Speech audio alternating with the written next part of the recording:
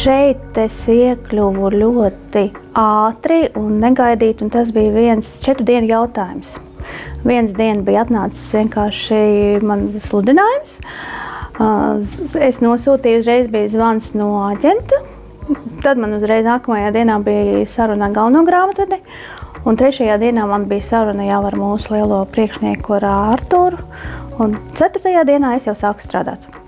Tā es sāku šeit savu, kā teikt, karjeru grāmatvežā amatā. Katru rītu mamma pavadot mani uz darbu, viņa vienmēr pasaka, Ingrīd, kā var patikt grāmatveža darbs? Viņš ir tik garlaicīgs. Es zinu, mamīt, ne pavisam nav garlaicīgs. Tas nav ne tikai cipariņi, bet tā ir arī komunikācija. Tā ir komunikācija gan ar klientiem, komunikācija ar saviem kolēģiem. Līdz 4. klasē es matemātiku nesapratu. Es raudāju, es nevarēju, es nesapratu nevienu uzdevumu. Man matemātika šausmīgi nepatika. Un tad mums pamainījās skolotāji, un tas kļuva par manu mīļāko priekšmetu.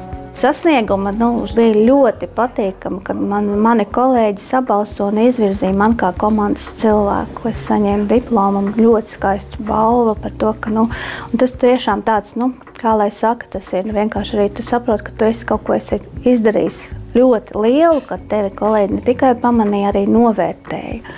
Mani jaunieši atkal man nosauc par cāļu mammu. To es vakar uzzināju. Es nemaz nezināju, ka man šitā sauka mani kolēģīši mīļie.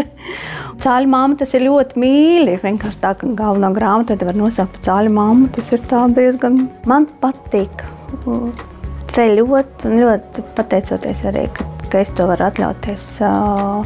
Man patīk aktīva ceļošana un tas ir tas laiks, ka man patīk, ka ceļojuma laikā es varu arī atpūsties no darba, jo mums ir jau tik spēcīga komanda, ka mēs tiešām varam viens otru, kā teikt, palaist ilgākos ceļojumos. Un tas ir tas, kas man palīdz atpūsties, atrauties, restartēties, un tad es atkal varu tālāk strādāt. Sevi ļoti grūti tā raksturot. Man liekas, ka jā, es esmu komunikābla, es cenšos uzturēt to labu garu un vienkārši uzturēt to labu sajūtu un vienkārši būt pozitīvam un, protams, mieriņā, tāpēc, ka vienkārši neko tu nepanāksi savādāk, ja tu būsi stresā.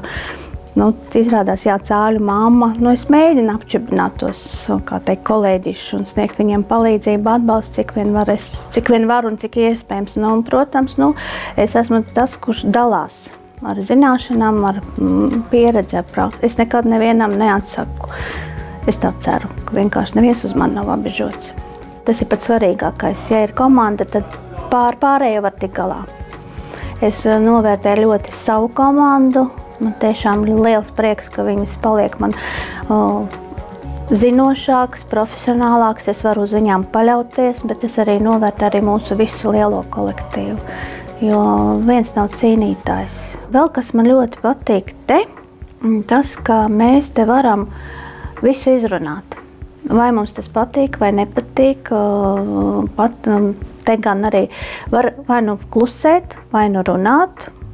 Visu sapratīs, vai var visu izrunāt, visu izstāstīt.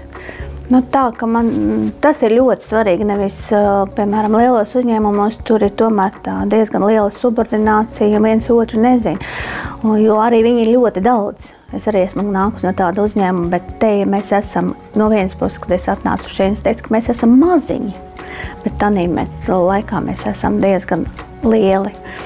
Un tā, ka mēs varam visu ātri operatīvi atrisināt, izdarīt, un man patīk. Mēs esam top 3, un tas ir ļoti liels, kā teikt, rādītājs par to, ka, mēs esam izauguši.